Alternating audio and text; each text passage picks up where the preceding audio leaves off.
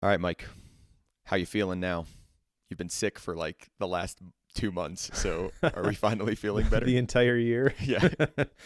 Yeah. I'm feeling better. I am slightly tired. Uh, Being sick threw a monkey wrench in my cohort launch plans, but we made it through. And the first week of the cohort was a little bit rough because I didn't get all the time to prep everything ahead of time like I wanted to. I was kind of building it like the day before I was presenting it. Because as I mentioned to you, I think it was in the pro show, maybe it was before that, where I can't deal with my videos being out of date. Yep. So even something as minor as, Obsidian changed the user interface and the gear is no longer in the lower left-hand corner of the ribbon. Now it's in the bottom of the File Explorer bar next to the vault name. That means that I want to redo all of those videos. So that's what I'm doing. Yeah, that's a lot of work. But I'm getting a little bit ahead of it now. I'm not done editing all of the videos as we record this, but I'm about a week and a half ahead. So there's light at the end of the tunnel. And no, I don't think it's a train. Well, that's good, because if it's a train, you should probably run away. Yeah. Well, good. I'm glad you're feeling better. It's good to have somewhat healthy Mike back, even though we have somewhat tired Mike back. But that's good. It's a good tired, right? You're doing good and productive things. Mike mentioned the pro show. So in the pro show today, we talked about challenges and whether or not Mike likes challenges or takes on challenges, and the fact that I do all the time, just as a way to kind of push forward. So if you're interested in that, you can check us out at patreon.com/bookwormfm to check out the. But the you're bearing the lead. You're bearing the lead here. Okay. What people will really find in the pro show is we cracked the nut on figuring out a way for Cory to actually complete his action items. Yeah, I mean, maybe, I don't know. I'm not guaranteeing anything. Okay, I'm not guaranteeing anything. Okay. Okay, so let's talk Speaking about of said action items. Yeah, let's talk about follow-up first. So let's get into follow-up. Lead the effort to have a conversation. This was mine. Sorry, this is my follow-up item, my action item. Lead the effort to have a conversation on about library co-working sessions. Yep. In true form, that didn't happen. So Well, we sort of did before we even finished the last episode. So I think you could actually mark this one as done. You're too kind. We have a strategy. We just haven't had time to talk through the implementation details. So this is coming for people who support the show, but give us a few more weeks to figure out the details. The bottom line is that you're going to get this, and the cost is not going to go up. Yeah. So additional perks. Yep. Yeah. All right, Mike. So your follow-up item was to create more checklists. Were you able to do this, and what checklists did you create? I did not create this. I'm on the verge of completing this. If you give me one more week, it probably happens, because I mentioned in the pro show, you asked me kind of like what was the area of challenge that I would want, and I said it was probably along the lines of something that I'm trying to crease, like systems that I'm trying to build. Not going to have the whole conversation here, but my takeaway from this is that I am working with people to help me take like my newsletters and publish them other places. One of those is going to be a blog, which is practicalpkm.com is going to get an upgrade soon. And then also to social media. So I am not at the point where this is actually happening yet. We've kind of talked through it. I know kind of this is the things that I'm going to have this person help me with. And the next step then is to create the documentation, the SOPs. So we've got the space set up in Notion for it. I know exactly where they're going to be. I know exactly what they're going to be on, but none of those checklists exist yet. Hang in there. Stay strong. You can do it. You can make those checklists. Okay, I will. Okay, good. All right, so let's move on to today's book. So today's book is The Courage to be Disliked. And the whole title is The Courage to be Disliked, the Japanese phenomenon that shows you how to change your life and achieve real happiness. Now, this book is an interesting format. I don't think we've read many books of this format, but it's by Ichiro Kishimi and Fumitake Koga. And what you learn at the end of the book, so the very, very end of the book, is essentially what they did was they mimicked what they did in real life and then turned it into a book. So Ichiro Kishima, he writes about Adlerian psychology, and he's a counselor around the Adlerian psychology. And then Fumitake Koga learned about this, sought out Ichiro, and then went to visit him and would have these conversations with him. Now, the reason I tell you that background is because the way they structure the book is it's a philosopher, so that would be Ichiro, and then it's a youth, right? And that in like every section or every chapter of the book, if you haven't read it yet, right, is philosopher says a thing, youth responds, philosopher responds, and they just have this dialogue back and forth. So it's meant to be this like Socratic dialogue around Adlerian psychology. Mike, I need to stop right now and I want to say, if I say Adlerian at all, call me out because for some reason my brain wants to switch the L and the D there, and I've messed this up 100 times personally. So it's Adlerian. So it's Adlerian psychology is based off of Alfred Adler, who was a Venetian psychologist, and he developed kind of at the same time of Freud and Jung, this psychology, and he was part of the Freudian system, and then he kind of broke away at the time. So if you're thinking about reading this book, and as you hear us talk about it, we cannot get away from human psychology. The whole book is about human psychology. It's really Adler's take on human psychology interpreted by these two individuals as they talk as philosopher and youth. I think a couple other things that would make sense. The book is super popular. I mean, it's sold 10 million copies. It's described as a TikTok sensation, which I didn't know a book could be a TikTok sensation, but there you go. And then it's like really highly rated on Amazon.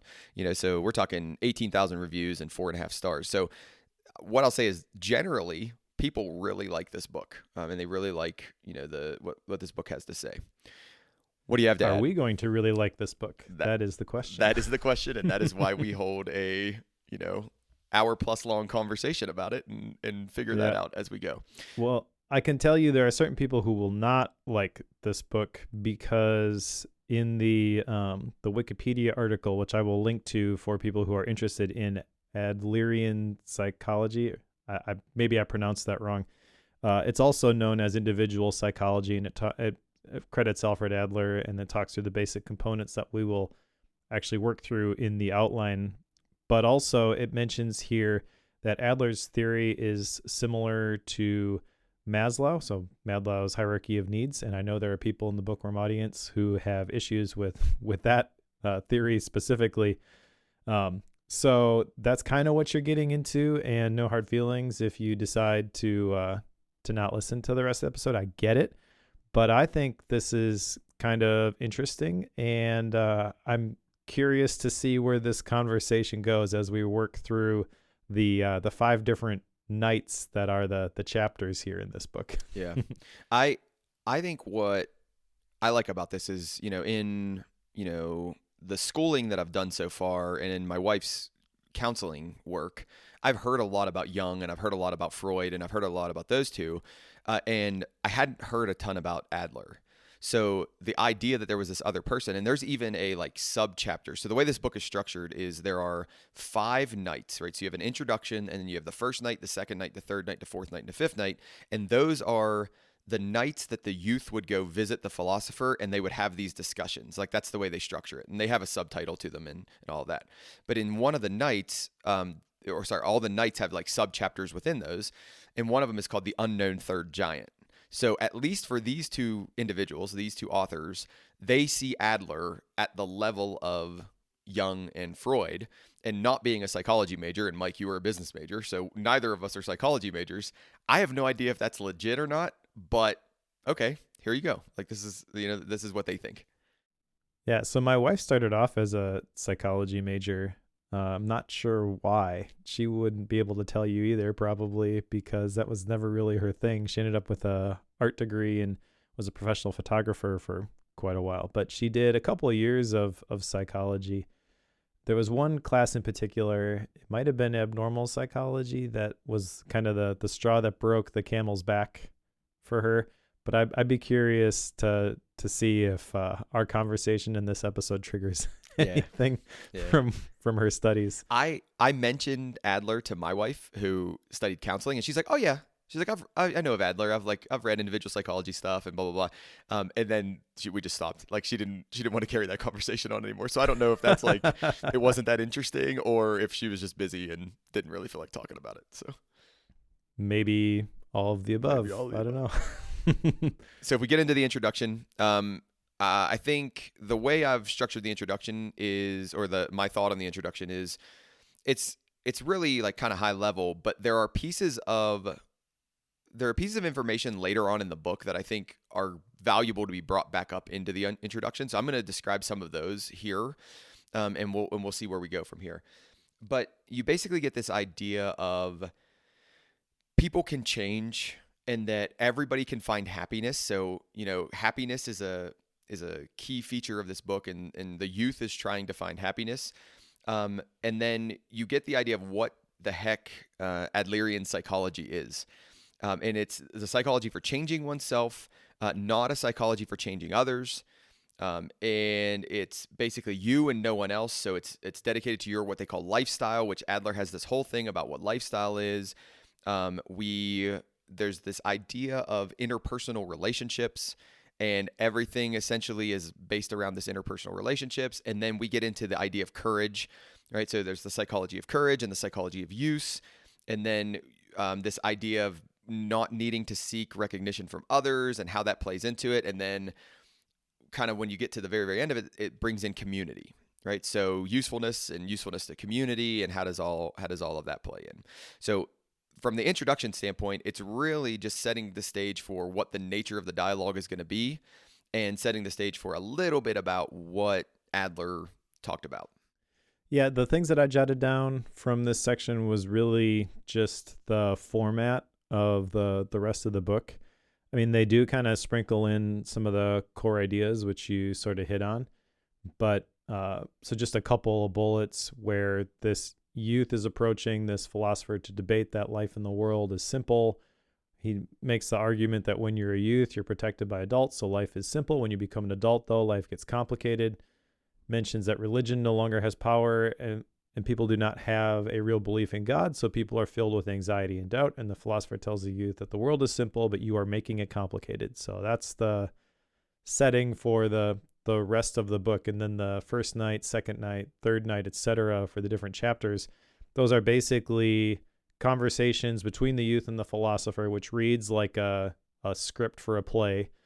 It does. And then gets to a point where the youth is like, what? How in the world can that be possible? And then he's like, I got to go home and think about this. Then comes back and they talk about it some more. So I we'll get into this in style and rating, so I don't want to put the cart too far before the horse. But like, I think that was one of my rubs of the book, is like it was almost too scripted. It was almost too like play dialogue, where it's like, how on earth could you ever think that? Like, that is blah blah blah blah blah, right? And I was like, okay, yeah. Like, I don't think people would really talk like that. Like, you would disagree, but I don't think you'd really talk like that. And that kind of took the dialogue down a little bit of a notch for me, is the overplay of that dialogue.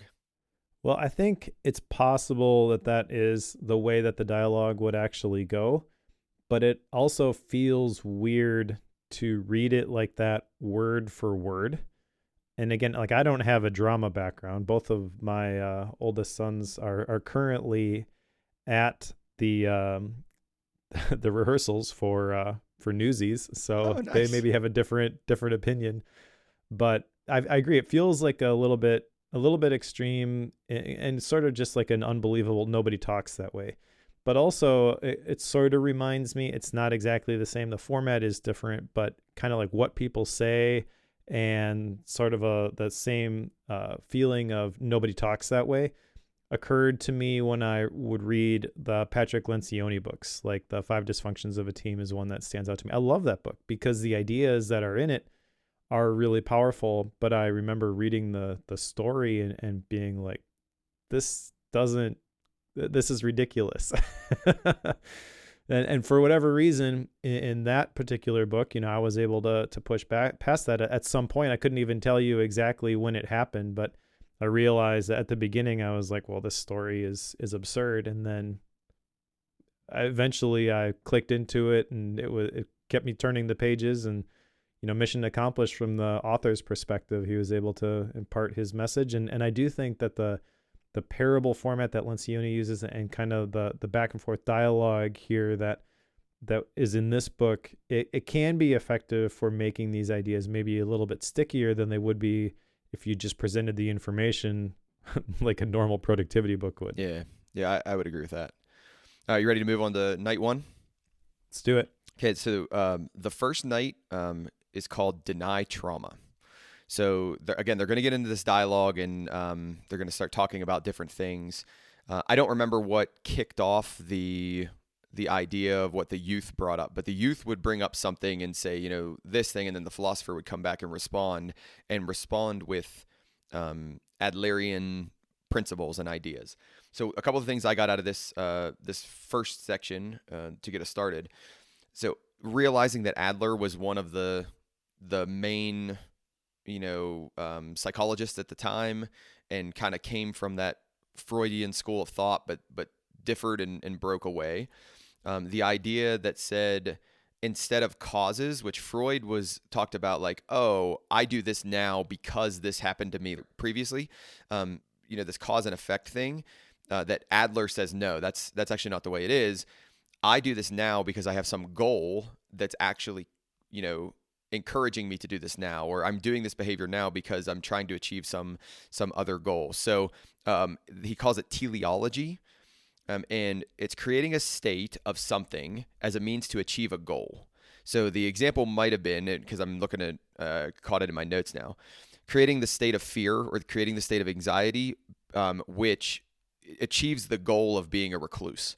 So I don't ever leave my house. So I create this state of fear or anxiety. That way I never leave my house. And that's kind of the nature of, instead of cause and effect, you go to this idea of goal and action, or, lifestyle, I guess, if you will, because of, I want this other thing to occur. Yeah, there's a I don't know how much we want to get into the actual psychology here, because there are several points that they make in each one of these nights. The format of the book, they're these tiny little chapters, and I don't even know how many there are in the entire book, but probably like 50. Yeah, there's a lot. So we're not going to tackle it that way, but each one of those is kind of encompassing a specific idea. I guess, a couple things that jumped out to me here. Number one, right at the beginning, he talks about another book by Dale Carnegie, which I've read. What is it? Win Friends. How to Win Friends and Influence People. Yep, the famous one, which I really like that book. I know that there's maybe some, I don't know, people have maybe some negative feelings just towards the title of it, but that's not really what it's about. It's not a manipulative book at all. There's another Dale Carnegie book that they mentioned, How to Stop Worrying and Start Living. And I guess just the stage of life that I'm in, that one jumped out to me. So I actually ordered that book. You can't buy the book individually on Amazon. You have to get like a box set. Okay. So that's what I did. Okay. But that one was interesting to me. And I like the idea of, from the introduction, just life is simple, but you're making it hard. We're not controlled by our emotion, just like we're not controlled by our past. Our self is determined not by what happens to us, but the meaning that we give those events. Like, I can get on board with those ideas. He uses a quote from Adler that I jotted down because I think it's important. The important thing is not what one is born with, but what use one makes of that equipment. I feel like that's very much in alignment with my own personal ethos, philosophy, whatever. Like, it's part of like the vision and values piece, the life theme stuff that really has clicked for me, and I try to help other people with. But I did want to talk about this thing that he mentions of people living with the possibility of, I can do it if I try. Do you remember that part of this? I do. Okay. So that is one of my pet peeves, Like, I don't want to be around people like that, just because in my opinion, they're talkers, they're not doers.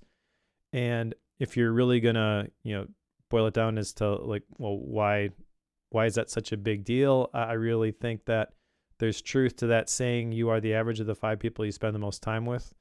Put another way, Jim Rohn said, who are you allowing to speak into your life? What effect is that having on you? And is that okay? I feel like that sort of attitude is dangerous for me, because I can fall into that too. And I want, when it's all said and done, I want more done than said. Mm-hmm. So I don't know. I get like specific people that come to mind when I hear that phrase, like, oh yeah, they've always got this great idea that they want to talk to me about. And it's to the point now where I have to catch myself, because the minute that, I see them approaching me to tell me about their latest great idea, I kind of want to just like shut them down and not listen. And I know that like that's a jerk move and I really shouldn't do that. But that's sort of the tendency, is like the shields go up basically. Yep, I understand. And let's get this over with, and then I can get back to actually doing something. Do you have that sort of visceral reaction to that sort of thing? And do you know anybody like that? I do. So as you're describing it, I'm thinking of individuals in my head, because I get it. Now, where I'd be a hypocrite is there are certain things in my life where it's like I'm that way, and I'm trying to figure out like, why am I that way? Like, why do I always talk about or think about wanting to do a thing? And like one of the gut checks here is, I don't remember what night it was on, but one of the gut checks here is like, oh, like there are things that I'll make excuses for, right? And I'll be like, oh, I would do that thing, but yada, yada, yada. And Adler, for the authors here, and then Adler's principles would say, no. Like, you're making an excuse, or you actually don't have the goal to do the thing. Your goal is to make the excuse for doing the thing. So then you go find it. So it's like, yes, I have those people that I have the same visceral reaction that you do. And then I think, yeah, but you do that too, Cory. Like, there are certain aspects of life where you do that too. So I think one of the fun things about this book, and I don't mean fun in like a ha ha ha kind of way, but one of the things that made this book a challenge to read, it made it interesting to read, was there were certain times where I was like, okay, I really agree with that premise. There were certain times where I was like, I do not agree with that premise at all. And then there were certain times where like the premise really challenged me, and I was like, I should think about like how that applies to my life and some of the things that that I do. So like another one that comes from this one is this idea that no matter what's happened in life up until now, it doesn't have a bearing on how I live from now on. Like, I think this is a really good principle. I think this is a really good thing to follow through. Now, where I get in a little bit of disagreement here is it should have no bearing on how you live. It's like, well, hold on. It might need to have a little bearing on how you live now.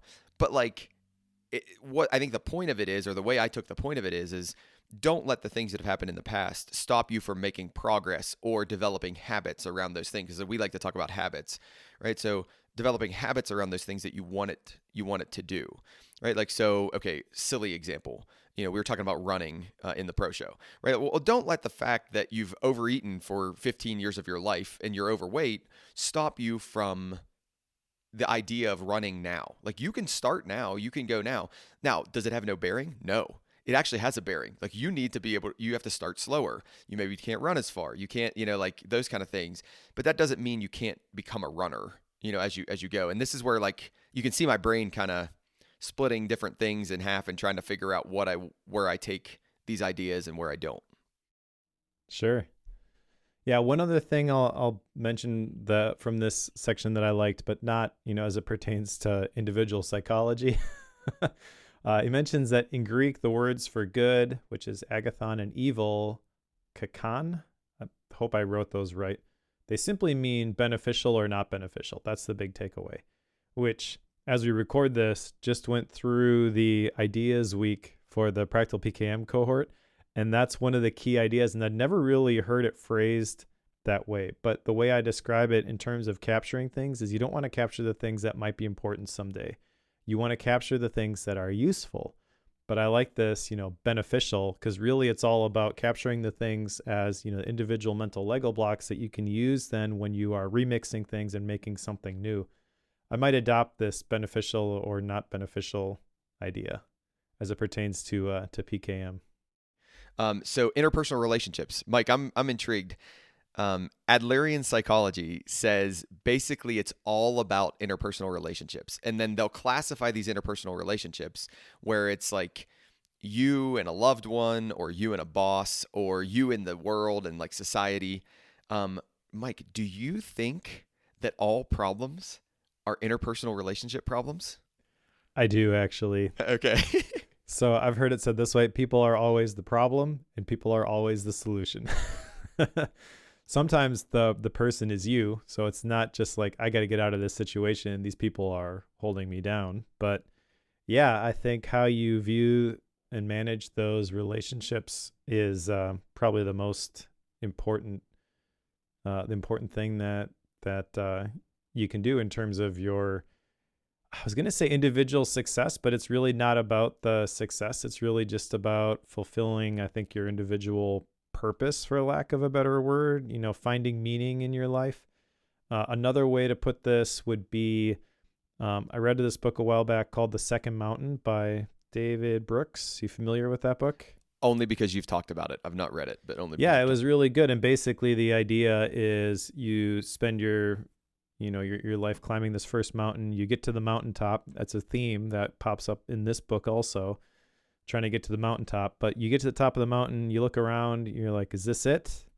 What's next? And then you see there's another mountain over there. That's the one you should have been climbing the whole time. The first mountain, it's all about you. The second mountain, it's all about other people. So I didn't make that connection when I read it, but I can see the same sort of philosophy being communicated here. And yeah, I think I generally agree with it. I do too, right? So I kind of set it up to see, where you'd land on that. I do too. So I think that if you could live in pure isolation, which they say in the book you can't, right? Like it's impossible to live in pure isolation. But if you could live in pure isolation, a lot of the problems or all of the problems would go away, right? You wouldn't have these problems because you wouldn't be comparing yourself to others. And then these interpersonal relationship problems, now you get rid of this fear of inferiority, this trying to have, superiority over other people, that if you're in pure isolation, you don't need to have any of that. Like none of that exists. It's not coming at you. You're not projecting it onto other people. So you can see kind of, I think there's a fairly good, at least in my perspective, logical chain of reasoning through the way this works. These are the interpersonal relationship problems. Well, where do they come from? They come from these feelings of inferiority. So what do? We act in certain ways based on these feelings of inferiority. Right? Well, then we get this idea of, well, we want to move forward or gain superiority over people. So what do? We act in these other ways, which cause these problems. And I think as I'm reading this the whole time, like there's these scenarios popping into my head, and some of them were things I'm doing, and some of them were things people do around me or with me or whatever it is. And I'm thinking to myself, like, oh yeah, like that makes total sense. Like I actually understand this. This makes total sense. So this was one of those areas where it really, really resonated with me. I had never heard it pitched this way. Again, I knew nothing about Adlerian psychology, but man, like I thought this was a really, really interesting, night 2 was a really, really interesting section to me and a really good section to me. Yeah, there's a bunch of cool things in this particular section. So you kind of mentioned the inferiority complex, but there's also the superiority complex. You touched on this a little bit. I view that as kind of like two ends of the spectrum. And really what the philosopher is encouraging the youth to do at this point is to step off the scale, essentially. Like you don't want either of those things. And this is how it's all making everything complicated. Talking about how when you're engaged in a power struggle, step down from the conflict as soon as you can. You really don't need to view life as a competition. And when I heard that part, it kind of reminded me of like the abundance versus the scarcity mindset. And scarcity is basically there's only so much to go around. So I have to put other people down so that I can get what I deserve, essentially. And the abundance mindset is basically there's no shortage of success. So, me succeeding doesn't prevent, or you succeeding doesn't prevent me from succeeding, and vice versa. So we can just chill and cheer each other on. And that's where I think it's kind of going here. Now, if you're in the middle of this, like he's trying to counsel this youth basically, and he's in the middle of all of this interpersonal struggle, he's like, well, you gotta change. And he's like, well, I can't change because the people around me won't change, which that is a whole interesting circular argument there. So one of the things that I jotted down from this, which I think is interesting, is that if you change, those around you will change too. It's not explicitly saying like it's got to start with you, but one of the topics that I'm fascinated in is the whole idea of self-determination, which I don't think, exactly aligns with this, but just the history with this. I worked for a long time with the family business, and my dad has a master's in assessment. So he developed these research-based assessment skill building tools in the area of emotional intelligence. And part of that is this whole idea of personal responsibility or self-determination. And one of my favorite things to do when I worked at the company is I would do these webinars, and I would do them with like academic at-risk programs, which are typically full of inner city youth that come from single parent homes, and they have been told their entire lives, it's not your fault, you were born in this situation. 100% true. There are negative things that have happened to you that you didn't ask for, you didn't deserve this, but the whole program and like all the research that goes into documenting, this is where people were and this is what happened after, like getting them to change their mindset and take responsibility, not for all the things that happened to them or, why they are where they are, but taking responsibility for changing their path and moving forward and all of the good that can come from that. Like it was so life-giving and encouraging and rewarding for me to hear the stories about the kids who were in the terrible situations, and they got a hold of this message and they completely turned their lives around. But the hard part is like you're in in the software would talk about this victim thinking cycle, where procrastination leads to blame, leads to victim thinking. And it's like, well, somebody's got to come in and change this for me. And the sad reality maybe is that no one's really going to do that. But the encouraging truth is that you have the power to do that yourself. You don't need anybody's permission. So again, this is kind of like tangential to what he's talking about here, but that's what was triggered in me when he's talking about, someone's got to change, and it may as well be you, because if you're waiting for somebody else to do it first, you may be waiting quite a while. Yeah. But when you do that, just to wrap up the thought, when you do that, it kicks off a positive chain reaction. So it's kind of like we're in this cycle of suck. It's dragging us down into the drain, kind of like the water that's swirling around the drain in the shower when you pull the plug.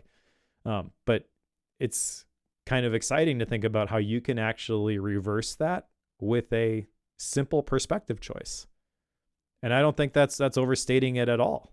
And he gets at this with the difference between the inferiority complex and then the feeling of inferiority, right? So inferiority complex says A is the situation, therefore B cannot be done. So because of the situation, it cannot be done. And like, that's flat. Like that is just true. Yeah. And he says, no, the feeling of inferiority is a stimulant to actually have you go and do something and to change what he would then call lifestyle, right? Your actions and the way you behave right now in order to kind of overcome that feeling of inferiority, which isn't it's not a bad thing. So we often look at inferiority and say like, oh, let's use a silly example. Mike has more followers on X social media account, therefore I feel inferior to him, right? I can never get as good as Mike, blah blah blah. Whereas it's like, no, like Mike has more followers. Maybe I want more followers. So what am I going to do? I'm going to change my actions every day to try to get more followers or whatever it might be. And like I think that's a really valuable way to think about it, because it takes that idea of inferiority, which we inherently think of as negative, and moves it to do something about it. Like you said, like do something, make that change and adjust things. Exactly, which probably leads us into the third one.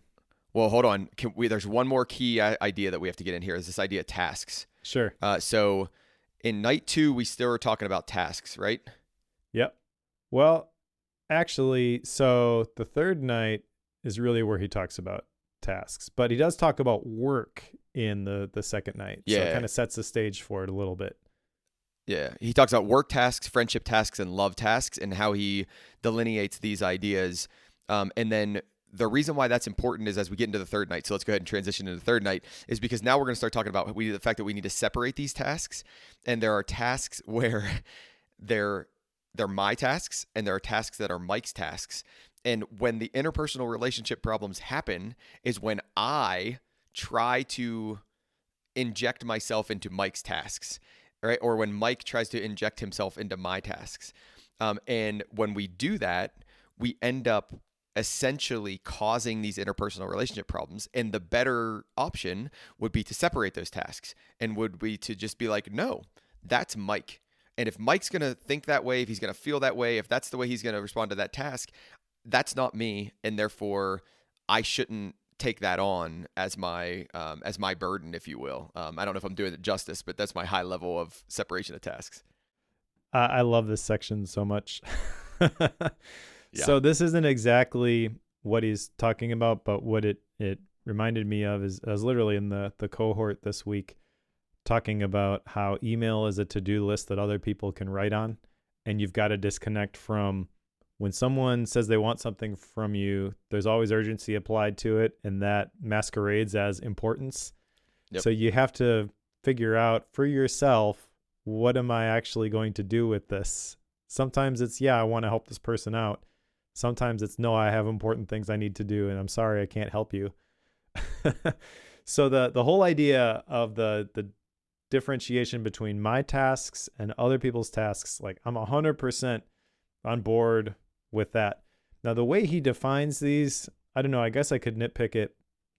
Like he talks about the parent-child relationship and how it's the child's task to do the homework.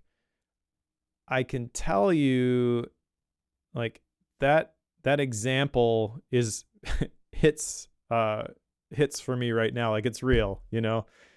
We have our classical conversations group that we're a part of, and so they work independently throughout the week, and we generally are, you know, did you do this? Did you do that? And so during the week, essentially, it is the child's task. But then on Tuesdays, when they meet in person, my wife is there. She's going to be a director next year.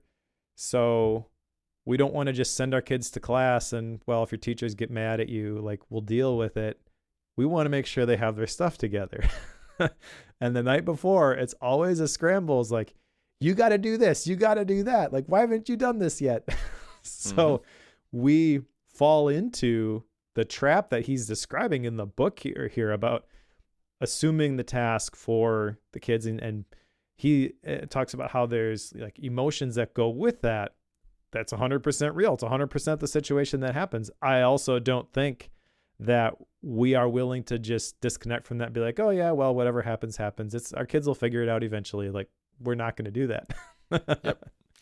Yeah, I was like, so if you were on the Zoom call, I'm like flagging Mike because it's like I'm in such the same situation here. I'm reading this thinking to myself, well, hold on, right? Like, I can't just completely, you know, I'm going to say shirk my responsibility as a parent because that's my child's task, right? Like, oh, my child's task is to study, or my child's task is to work on piano lessons or whatever it is.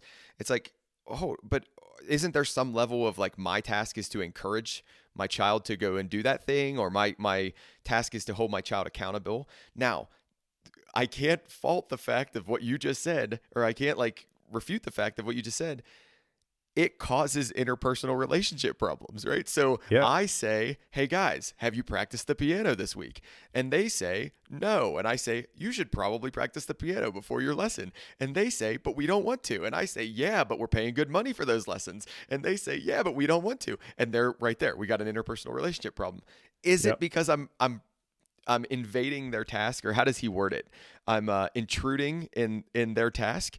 Yes, but they're also not doing their task. So Yep. this is one of those areas where I don't know, like, I don't know how to resolve this. Like, I don't know what my brain thinks is the right answer to this section. Well, that's the weakest argument, I think, in this section, and maybe even the whole book, because I struggle to envision a world where, and honestly, I don't want to be involved in a community where that's tolerated, that the kids can just do whatever the heck they want. They're kids. Their brains aren't fully developed. They can't make right choices. Your job as a parent is to help them navigate this and set them up for success. There is a point where you do have to let them go and make their own choices. So I think you can, extrapolate this further, and you do have to get to the point that he's talking about. But when they're young, yeah, they're not making their own choices. I'm sorry. Otherwise, we'd have pizza and ice cream for dinner every single day. Mm-hmm. Mm-hmm. And he probably could refute some of this, if we had a conversation. But that's the part where I was kind of like, yeah, I don't really like this. However, the general idea, I think, is really powerful. And is it possible that I err too much on taking on other people's tasks? 100%. That's one of my action items, is I want to start asking, whose task is this? Yeah. Yeah. I think that's really powerful, just in identifying, because there are a lot of situations where maybe there's social pressure. Maybe it's legitimate and it's real. Maybe it's manufactured. Maybe it's all in my head, but I like, people have these expectations of me. I really hate letting people down. So I tend to, if I say I'm going to do something, I'll kill myself to get it done. Come hell or high water, I'm going to do what I said I was going to do. And I recognize, part of that is I want to be known as a person of integrity, and that's fine. That's self-inflicted, I guess you could say. But there are other times when, people just impose something on me. I didn't ask for it, and there's this communicated expectation, and I have to fight the urge to just say yes to all that stuff. I am a recovering people pleaser, so I know how difficult that can be to be like, no, I'm not going to do that. And I think that's really, what he's getting at. The heart of this is that what other people think of your choices is not your tasks. And it's impossible to please everyone. You got to decide for yourself where you're going to draw those lines. And he says that proof of freedom is that you are disliked by other people. I think all of that is true. And then it kind of culminates with the very last thing that I jotted down from this section. The only person you can change is you. Yeah, exactly. So don't try to make everybody else bend to your whims. Just do what's right. I think when he states who ultimately is going to receive the result brought on by the choice that is made. Like, so that's how you determine how you separate tasks. Like, who's going to receive the result by that? So if we take it from the parent-child situation, we take it to a boss-subordinate situation.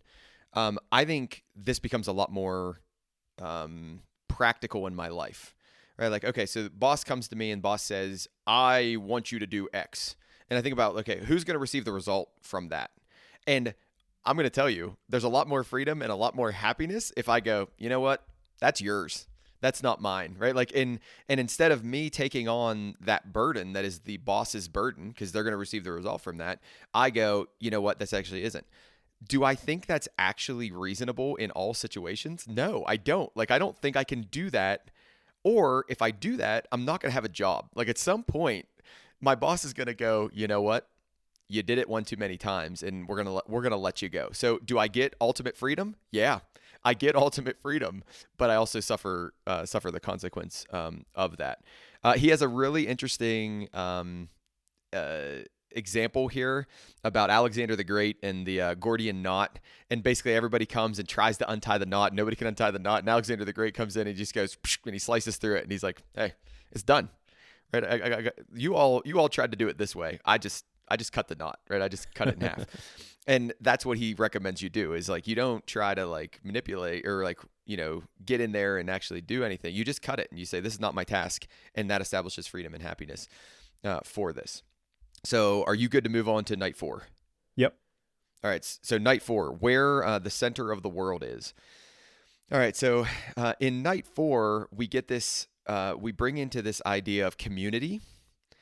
and the idea that like we're somewhat centered on ourselves. So, and therefore, if we're centered on the community, they go and start using the word comrade, which I had to go look up what the word comrade actually meant. It's this idea of people who are in alignment with you, and like they're in this fight together with you, kind of a thing. And we want to make a switch from an attachment to self or self-interest to a concern for the social interest. Now, I don't know if you read it this way, Mike, and I'm not going to say there's any judgment right here. This felt very like communist, socialist, kind of like, I don't know the right words to say because I don't study that well enough, but I was like, oh, okay, this is getting into that idea of the time of more of like, I guess it would be socialist more than communist, but it's like this socialist idea of like put the good of all above the good of yourself. Well, to defend your use of the word communism, I mean, it does talk about comrades, so yes. That's what I thought of as like Soviet Union. Well, but at the time that he would have been developing these things, that was a common ideology or philosophy, that was working through the world at that time. So I got that feel here. What else? We're going to listen to the voice of the larger community.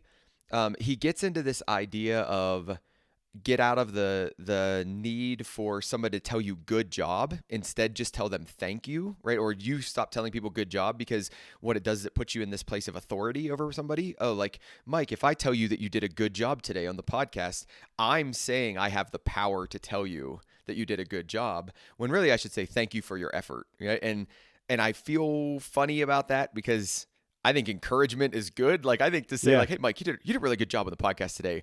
I'm not trying to be superior over you. I'm just trying to tell you that I think you did a good job. So let's, I want to come back to the communist social thing, but let's unpack that a little bit, because okay. I agree with you. It feels weird, especially as a parent communicating to your kids. However, have you read Mindset by Carol Dweck? I have, yes. Yeah. I mean, that's kind of what she talks about, is like, you don't want to tell your kids you're really good at this, because then it just enforces this fixed mindset. And then the minute that they encounter a challenge where they're not able to do it, or if they're viewing it as a competition, which is a theme throughout this whole book, they get to the college level and they've been really good at sports in their tiny little community, and now there's a whole bunch of people who are better than them. They have this identity crisis and they don't know how to navigate through it. So I think there is some truth to that. I think the word encouragement is actually what they would advocate for, and probably Adler would advocate for too, but how it's done. So maybe, I'm just kind of role playing live here. Instead of saying you did a really good job on the podcast today, Cory, it would be, I like how you did this. So there's still some positive reinforcement that comes from it, but it's not the good versus bad value judgment applied to the action that you took, if that makes sense. Yeah, it does. It makes complete sense. Yeah. Now, the other thing here with the community, I think I agree with you where like it kind of creates some, the words that they use, it kind of implies that picture, but I don't think that's actually what they're saying here. Maybe I'm wrong. I don't know. But they talk about the community feeling and having the interest in the society. They do talk about how you are part of a community, but you're not the center of it. And I actually think there's a helpful element of truth with that. So, for example, we're involved in a church community. My wife and I are elders at our church. If you're viewing it through vertical relationships, we have an element of authority. I think it probably is more so in like title than anything practical. And there's like another interesting aspect of this with like John Maxwell and the 5 levels of leadership, because the higher you go up the levels of leadership, the more you are a servant, the less it's about you. So I was thinking of that when he's talking about these vertical versus horizontal relationships. I feel like if you're going to take John Maxwell's model and you're going to try to climb that ladder, it becomes less and less about you, more and more about the people that you are serving. So even though on paper maybe it looks like a vertical relationship, in practice, at least the when everything is clicking, it's more horizontal than anything else. So I think what they're really encouraging us to do here is to embrace horizontal relationships. Again, it feels weird when you use the example of a parent-child because there is an element of that. We're both humans, but for the time being, Susie, 2-year-old, I am responsible for you, and I am going to be making your decisions in order to keep you alive to the point where you can make your own. Okay, so I have to ask you this one, right? So there's a quote in here, or a comment in here, that vertical relationships, the goal of a vertical relationship is to manipulate someone. All right, now I think about this with parent-child relationship. Okay, if I have a vertical relationship with my child, which I think inherently is the natural stance, right? A vertical relationship with your child. And I say, good job cleaning up the living room. Am I trying to manipulate my child to continue to clean up the living room or to continue to clean up after themselves? I can't say no, right? Like I'm trying to encourage the good behavior and I'm trying to rebuke the bad behavior. Now, Adler would say, don't do that, right? Like he would say like that. Am I wrong in that? Well, I think on face value, you're right.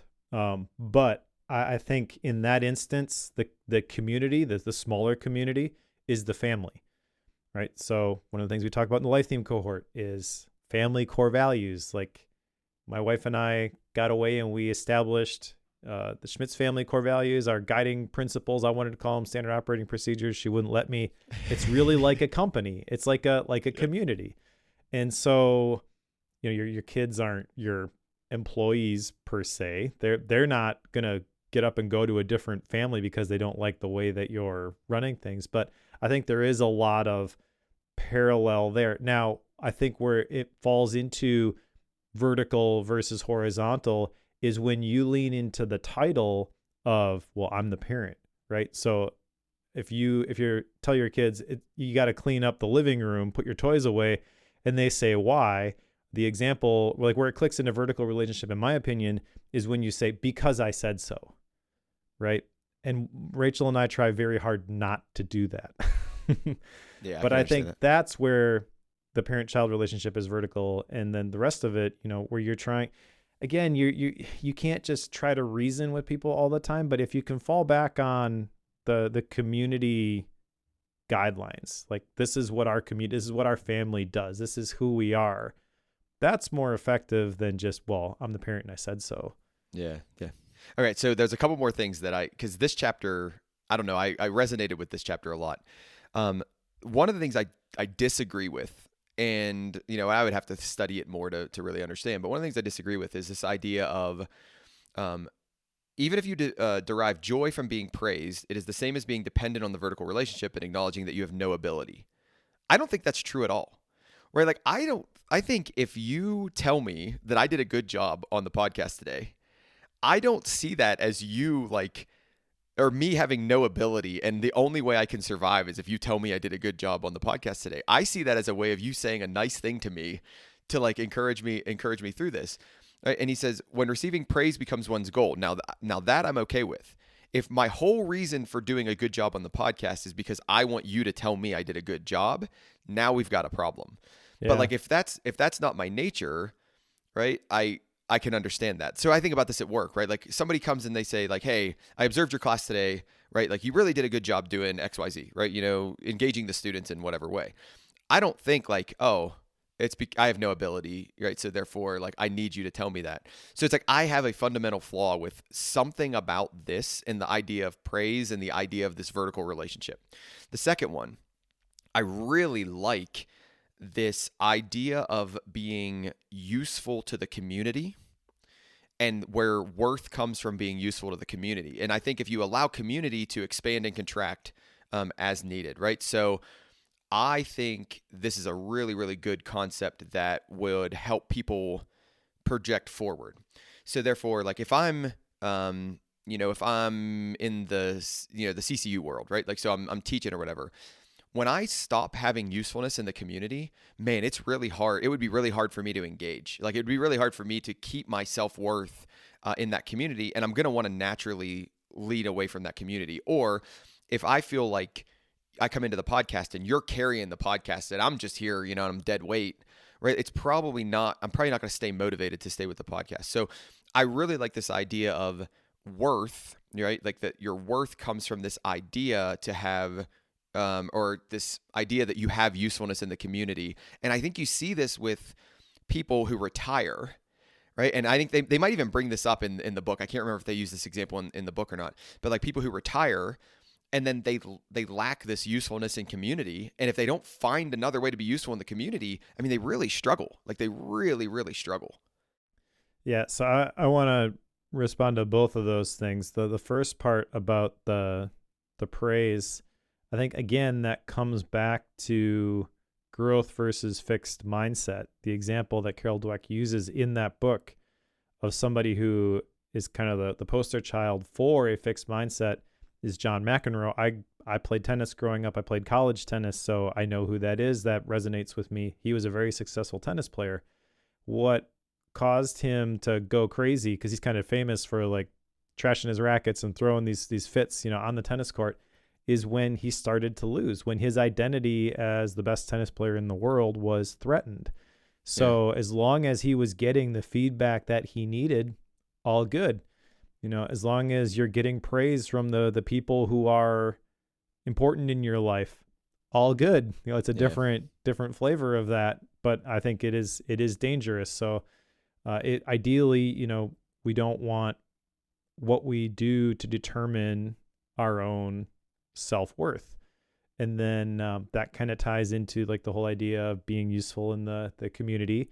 And this is where it's easy to if you extrapolate that out, you get the picture of a socialist society where it's the good of everybody that matters, not the individual. That's not what I took away from this book. Like, I don't know, maybe that's just me, reconciling this and figuring out how I'm going to apply this for myself, because that's what I do with every book that I read. Yeah. But I think there's a lot of truth to, it's not all about you. And the minute that you start looking for, going back to the second mountain idea, who can I help? That's where real joy and fulfillment comes. It's not about what you can accomplish. It's about how you can help launch other people to greater levels of success and have a bigger impact in the world that way. So that's the big takeaway for me from this. I do have another action item from this section, which is to avoid comparison. Yeah. Really easy to do. You were talking about comparing the social media followers and things like that. So that is the avenue my brain took as I thought about this, is like imposter syndrome. I did that. I compared myself to other people that I look up to as creators, and I was like, well, they do a really good job. I'll never be able to get to that level. Why even try? But my advice to people now would be just go make your thing. I think we actually talked about that maybe a couple episodes ago when I was doing some free creative coaching with you in the pro show. Heck yeah. It's like, just because somebody else has made this thing and you feel like that's a niche that you can address, I'm wearing the shirt today, teach everything that you know. Like, I think there's value in that, and you're going to say things in a way that other people that you look up to aren't going to be able to do. You're going to be able to reach people. Your style is going to be different. Other people are going to listen to you that wouldn't resonate the same way if they just went to somebody else who you consider to be further along in the journey. But the thing that makes it worthwhile, just using that creator, creator business, I guess. There's a different term for it for people who aren't full time, but just, personally, the reason I create is, number one, obviously, I want to make a living and support my family. But the real reason that I do it, I could support my family lots of different ways. The real reason that I do it ties back to the life theme. I want to help people multiply their time and talent, leave a bigger dent in the universe. If I can help people get unstuck and actually make their thing and release the creativity that's inside of them, that is how I do that at scale, and I believe at the end of my life, and when I am able to see, all the impact that I was able to have, that's going to be the most rewarding thing that I could possibly imagine, because you don't see the fruit of that a lot of times. You sow the seeds, but Yeah. you know, it's still, again, maybe a bad analogy, but gets credited to your account. I don't know. Like I choose to believe that at some point I'm going to be able to see everybody's life that I impacted, and what sort of impact, ripple effects that was able to have on people. And that's exciting to me. That's what gets me up in the morning, not, go sell a few more Life HQs. Yeah. That makes sense. That makes total sense. All right. Are we ready to move on to the fifth night? Let's do it. All right. So the fifth night, there's a lot that they cover in the fifth night, right? So we can think about it as, we had to build up all these sub principles. That way we could get to the fifth night and kind of, hit that last little oomph. So there's this idea of understanding the I, then figuring out the one-on-one relationships, the you and me, and then figuring out the larger community relationship and where you establish in that. There's a big thing about trust and confidence that I think is a really interesting section that, based on your smirk, I think we're going to end up talking about at some point. But I want to get into this, the essence of work for the contribution to the common good, right? So they lay out some steps in this essence of work. Accept yourself as you are. Place unconditional confidence in in other people. Contribute to the community. Contribution to the community is necessary. And then work and labor is not about making money. It's about making contribution. It's about being useful to others. And it's about self-worth. Now, I think this is good. Like, I like this framework. So accept yourself who you are as you are doesn't mean don't try to get better. It just means if I'm not a sprinter, like if I'm not a world-class sprinter because my body is not made to be a world-class sprinter, okay, great. Does that mean I can't get better at sprinting? No, it just means I'm not built to be a world-class sprinter. That's fine. So I like that a lot. Like, I like that idea a lot. Now, the number 2, Mike, place unconditional confidence in other people. Place unconditional confidence in other people. And here's where I'm at is like, I would love to be able to do this. I would love to place unconditional confidence in other people. But here's the key. Trust comes with a set of conditions. Confidence does not have any conditions when believing in others. So the key idea between trust and confidence that he calls out here. So one of the things I like about this book is the youth. I see myself in the youth talking to this philosopher, right? Like, so there are times when the youth brings up a thing and I'm like, yeah, youth, you go, like give it to him. Right. And then he responds, what do you think about unconditional confidence in other people? Like, how do you resonate with that? Do you agree with that? Oh man, that's hard. I agree with it in principle because I feel like I have been shown unconditional confidence at different points by other people. What does that mean? It means that people believe in me enough to put me in positions where I can do something, maybe even before I'm ready, but it's also kind of the process that gets me ready. Like, one of the stories that comes to mind with this, my pastor has told me multiple times, is that when he was first starting out, he was going to a church and his pastor had him preach at a service.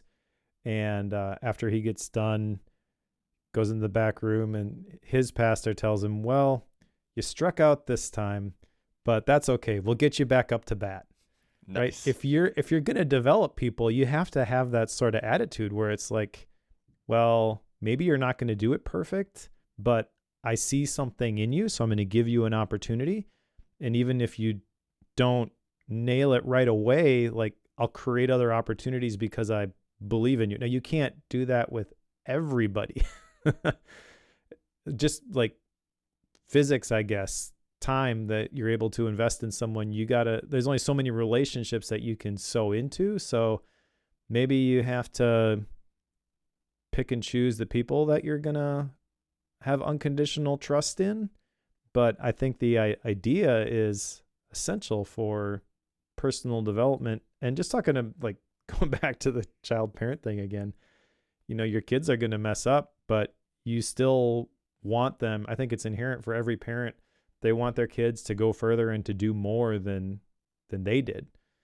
And if that's going to happen, you can't just be like, well, no, you can't do that. You're not ready. You can't do that. You're not ready. You can't do that. You're not ready. And then eventually, okay, I guess now you can do it. Like, you set them up in situations where they can get the experience that they need to become proficient and excellent in whatever it is that they're trying to do, and where if they fail, it's not going to be fatal.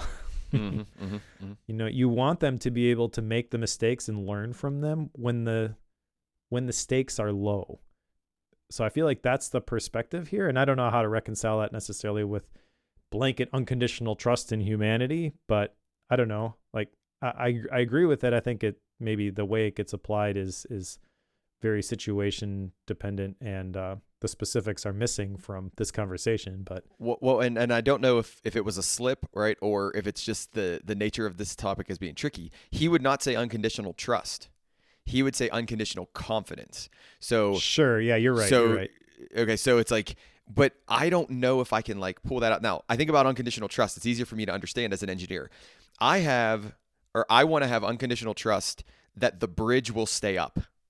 Right? The set of conditions is the bridge doesn't fall down. Right? Like I want to have unconditional trust in that situation because the conditions are necessary in that situation. Unconditional confidence that like, so there's no conditions in believing in others. And where this goes, everybody, is like, it goes to the idea of like, well, aren't people going to take advantage of you then? Right? So if I have unconditional confidence in Mike that Mike's going to do something, doesn't he have the ability to take advantage of me? Yes, he does. And like that's kind of, the hand is waved and it's like, yep, he can take advantage of you. And what we'll say is that like you need to have the courage. So we get back to this idea of courage. You have to have the courage that when you place unconditional confidence in somebody, in that member of the community, they're not going to take advantage of you. And that's why, you need to have courage in this situation. But it's an interesting concept. Like we could probably talk about this for a lot longer, but we should probably move on to other ideas in the book. Yeah, well, that's kind of the big one, I think. I guess the other one that's kind of tied to that, because if you have complete confidence in others, whether they succeed or fail is not going to impact your value. So you're not threatened by somebody's failure, and you're also not bettered by somebody's success. Yeah, and that's their task. So that makes sense. It ties back into the task thing. Yeah. Exactly. And then the other big thing here is just the sense of happiness and how that comes from living earnestly in the here and now, which that is probably not a whole big conversation required around that. It's pretty simple, but it's not easy. Yep. Yeah. So that's my other action item, is to live earnestly in the here and now. What does that look like? I have no idea.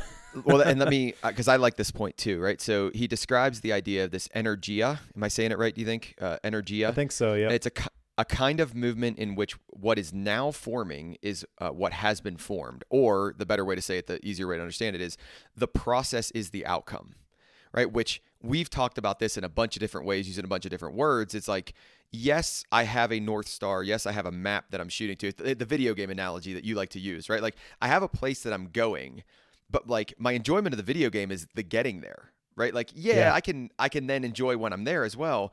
But like the enjoyment of the game is like trying to get to that place. And when we put our emphasis on the right now, so I really like this idea of the here and now. And I really like this idea of like live in the moment, but not in a futile way of like nothing else matters. Like it's more of like live in the moment, because so often we just think about getting that degree or achieving that milestone or whatever it is. And this gets into your thing that you talk about all the times in all the different ways, habits, not goals, right? Like develop habits, because then you focus on the here and now. So like I was, again, you can hear me as I talk about this. There are aspects of this book that I was like, I don't agree with that. There are aspects of this book that I'm like, yeah, like I'm in, like that makes total sense. And then there are ones that I'm on the fence with more. Yeah. So the habits versus goals, that's exactly it. I don't know if that's the wrong way to describe this. Maybe I'm doing a disservice by using that framing, but that's where my brain goes. And it's exactly how you described. Like, I think the most appropriate way to approach this is with the North Star. This is the direction that we're headed. And then from there, it's just focus on the next step. So that live earnestly in the here and now, that's still something that I struggle with. Progress never happens fast enough. It's easy, and I probably slip into it every single day. The whole idea of the gap versus the gain. where, what the gap is triggered by those goals. It's, I want to achieve this outcome by this time. And then when it doesn't happen as fast as you think it should, or it's harder, or you take a detour, you get frustrated. You're like, I should be further than I am. And you start to judge yourself. Whereas the gain is living in the here and now. And then, today I'm going to show up and do the thing. And, oh, look, I can see, that's what I did yesterday. That's what I did last week. I've dropped these markers and I can see the progress that I'm making. And that's exciting and motivating. I never really anticipated the book, The Courage to be Disliked, especially after the introduction and the framing of the book was going to end up, there. But I think it's a good encapsulation of the message. Yeah. So I don't have much in terms of the afterword. Like, I think the afterword was pretty straightforward. I didn't get a ton out of that. Did you get anything out of the afterword? No. You kind of hit on it at the beginning. It's a description by the two people who wrote it, who I'm sure I'm going to mess up the names if I try to say them. So I'm not even going to try. The philosopher and the youth and their own experience. And I think that's kind of cool. I'm kind of curious why they waited till the afterward to explain that. But yeah, I jotted down nothing in my outline as it pertains to the afterward. The actual content of the book is all wrapped up by the fifth night. Nice. All right, so let's move on to action items from the book. I have one action item out of this, and I'm wanting your feedback on this action item, right? I'm just intrigued what you think. I want to apply these principles to something that is like manageable, right? Or seems like tangible. Whereas if I try to apply it to my life, I feel like that's too big and I'm immediately going to just be like, yeah, I'm out. Like I'm not going to do that. So I want to use these principles, or I want to try to think about Adlerian principles or individual psychology, right? And think about how I could use them to help grow Bookworm's audience. And it's not because I want Bookworm's audience to be a big number for the sake of superiority or anything like that, right? So I'm trying to already do this. I think that we make a useful thing for the community, and I want more people to get that useful thing, right? So it's like, how do we get the concepts that we talk about in these books, the idea of application to our life, how do we get those out to more people? And I don't know what that looks like. I don't even know if this is appropriate, but that is an action item, or the action item I'm going to have from this book. All right. Well, I do think it's appropriate. And this is the valid reason for using social media, in my opinion. Social media isn't about attracting a big audience so you can sell them things. But if you really believe in your product, you are doing people a disservice if you never talk about it. Yep. Agreed. So, yeah. Cool. Yeah, we can, I don't have anything right off the top of my head in terms of what that looks like, but I support this this action item. Thank you. Okay. Thank you. I thank you. All right. So I've got 3. And mine are very conceptual. I went the opposite direction that you did. Okay. So start asking, whose task is this? Really just so I can disconnect from I'm going to assume, by the way, that it's mostly inherent expectations that I put on myself. Like, I don't think anyone gets bent out of shape if I say, no, I can't do that. But I am a people pleaser by default. So I tend to just be like, oh, yeah, I'll squeeze that in. Avoid comparison. Even now, when I'm focused on the things that I'm making, I can break free from this a little bit. But then the minute that I start doing research or come across, other videos that other people have made, I look at, what they do, their camera setup, their Obsidian setup, whatever. And I'm like, oh man, I'm just such an imposter. So got to break free from that. And then the last one, live earnestly in the here and now. And this is, people are probably screaming at their podcast player right now saying, Mike, this is the whole reason for mindfulness meditation, you idiot. And yeah, you're right. So I'm not saying that I never do this. I'm not saying that mindfulness meditation would not help me more with this. But I recognize that there are times when I slip out of this, and, I'm looking forward, and I'm naturally sort of looking for the next thing to do. the Me next too. thing on the calendar, the next obligation, and I don't like that. So I want to try to break free from that a little bit. Maybe that means I'm going to try meditation yet again. I don't know, but yeah, live earnestly in the Hey, here and now. That's the goal. that sounds like a challenge, Mike. That sounds like a challenge. You should take on the mindfulness meditation challenge. Not right now. I will at some point. I know it's a matter of time until it actually clicks for me. I just because it keeps coming up. I keep coming back to it. I just have not found the place for it or the right method. I don't know. Like, I get it. It's simple. All you do is you focus on the breath, but yeah, I just haven't found the right configuration yet. That's my belief anyways. Well, if you need an accountability partner who is also your podcast co-host, and I don't mean David Sparks, let me know. Okay. All right. So let's move on to style and rating. It is my book, so I get to go first. So the style of the book was creative, I thought. Like, I thought it was, a unique take on the book. I thought it could have gone really, really poorly and been really, like, boring, or that could be done well. And I think they leaned way more to the side of it was done well, right? Like, I enjoyed the dialogue back and forth with the caveat of something I said earlier, that I think at times it felt forced, like what the youth was saying, not the philosopher. The philosopher I thought was fine, but what the youth was saying sometimes I felt was a little bit forced. So that's my only issue with kind of the style and the way it was written back and forth. I actually think they did a really good job taking dry psychology ideas. And if anybody's a psychologist out there and thought like, oh my gosh, psychology, I think it can be a little bit harder to read and a little bit drier and a little more abstract, right? You got to think through these abstract ideas. I thought they did a good job actually taking those and wrapping those in examples and making them more meaningful to somebody who doesn't have a very strong psychology background, and especially a very strong individual psychology background. So I really, really like that. I think when it comes to the actual content of the book, you're going to like this or you're not going to like this depending on how much you want to think about psychology and you want to think about the way you think. So it's like, if you come into this book and you're like, I don't care about psychology, I don't care about individual psychology, I don't care about like really thinking kind of meta about the way I think about the world and the way I think about myself and my relationship with other people in society, and that, I think you're not going to enjoy this book at all. Like, the dialogue might catch you and you might find it fun at times, but like, I don't think you're going to like power through all 50 sub chapters. You're going to get bored and you're going to end up putting it down.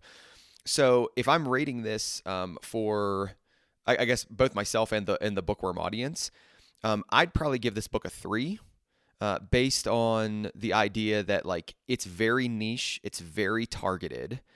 I don't give it a 3 in terms of I didn't get anything out of it. I actually think this is one of those books that you and I talk about every so often that's like, I'm going to think about this book for years.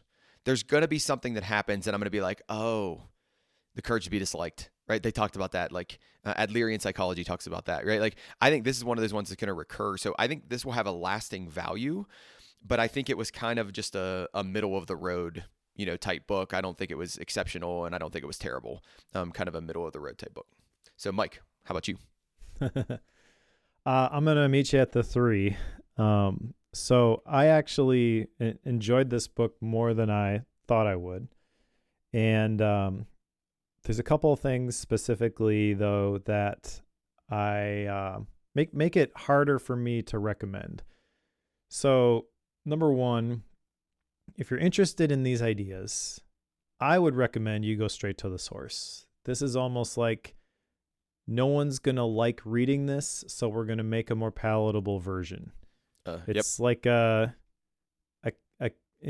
one wants to read the textbook, so they make a kid's book, sort of a thing. You get the same ideas.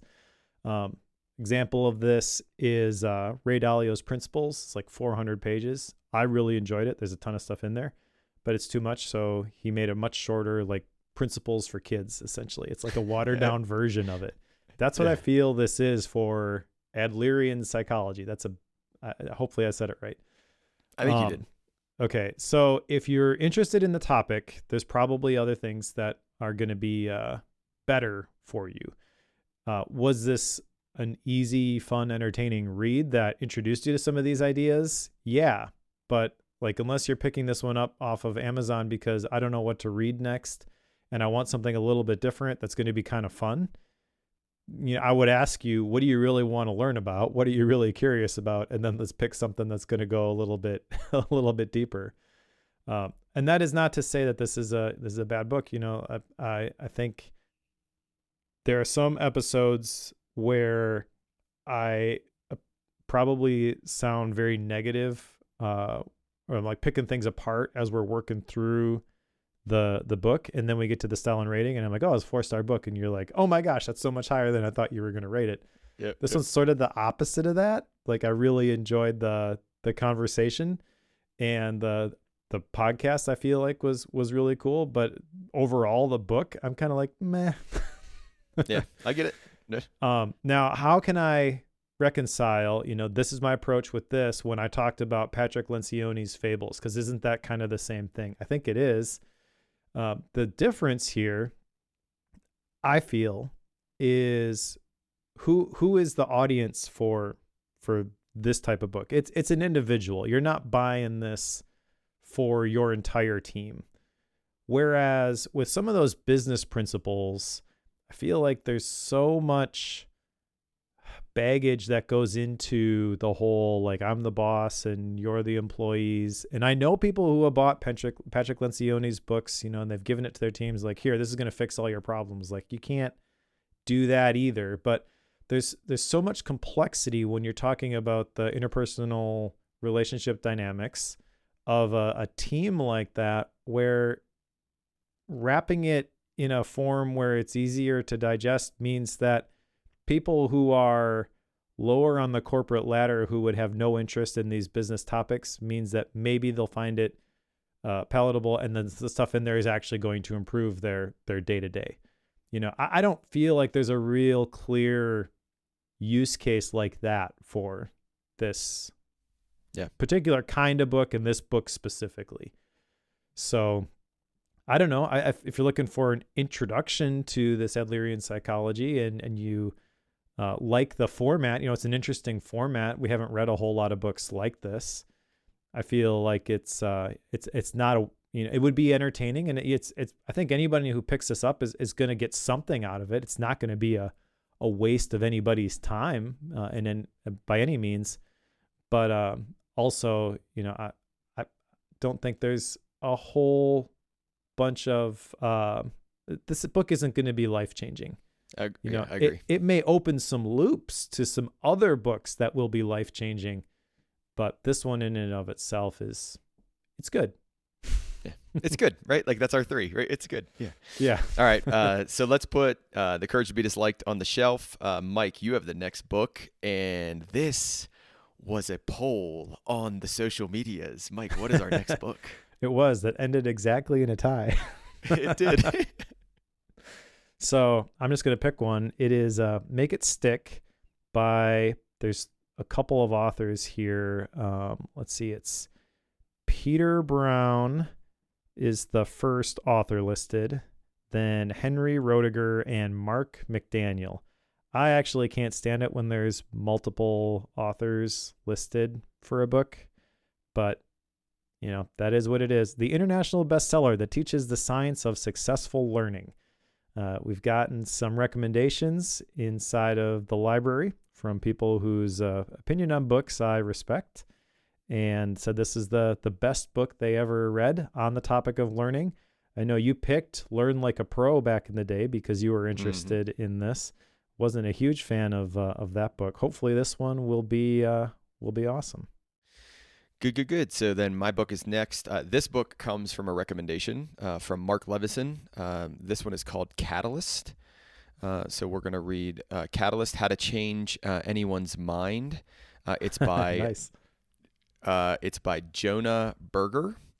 That'll be the book after. So if you're looking at that, but then the other thing I want to throw out here before we get into Gap books is you're going to see some links in the show notes, and I'm going to take the responsibility of doing this.